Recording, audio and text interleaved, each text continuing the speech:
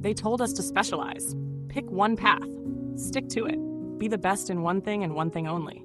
But what if they were wrong? David Epstein's Range turns that advice on its head.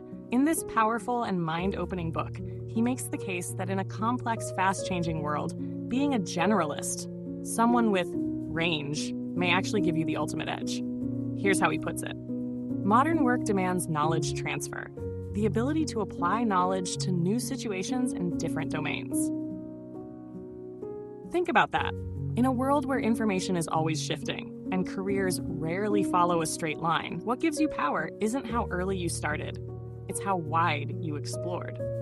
Epstein dives into story after story, showing us that success is often built not by early start, but by late specialization and broad sampling.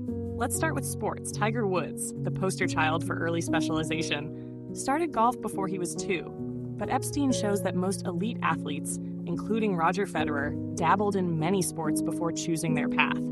They built range, not a rut. This same pattern shows up everywhere, in music, science, business. Great minds, it turns out, often spent years in different fields, switching tracks, making mistakes, and sampling skills before settling down. Epstein calls this the sampling period, and it's more valuable than we think. Learning stuff is not the same as becoming good at it, he writes, and becoming good at it often means being bad at a lot of things first. And yet, we live in a world that worships early mastery. Just look at education systems. They push kids to choose paths way too early. But Epstein shows that those who explore, who pivot, who delay locking into a single focus often do better in the long run. Take the story of Vincent van Gogh. He tried everything, preacher, art dealer, teacher, before picking up a paintbrush. When he finally started painting, his earlier life wasn't a waste. It was the foundation. Or look at Nobel Prize-winning scientists. Epstein found they're far more likely than their peers to have artistic hobbies. Why?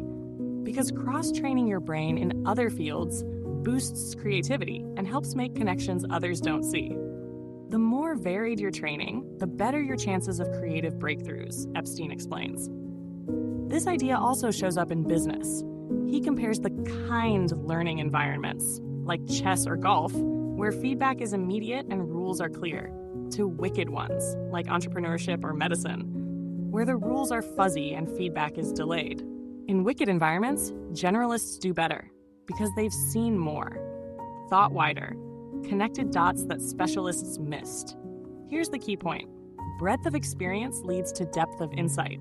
It's not either or, it's both. Narrow focus works in chess, but for real-world problems, we need people who think broadly and embrace diverse experiences. In one chapter, Epstein explores the match quality idea, how well someone's work fits their interests and strengths. The people who switch careers, experiment, and try different paths are more likely to find the right match and succeed longer. So if you felt behind, like you're late to the game, like you're dabbling too much, this book is for you. Because Epstein argues being slow to specialize might actually be your superpower. He writes, "Don't feel behind. Compare yourself to yourself yesterday, not to younger people who aren't you." That's not just motivational fluff, it's backed by research. The best performers aren't those who rush, but those who learn deeply, across fields, and bring insights from one domain into another. This is the power of range, and it might just be the secret weapon in a world obsessed with expertise. So next time you're tempted to narrow down too early, pause, explore, tinker, change directions,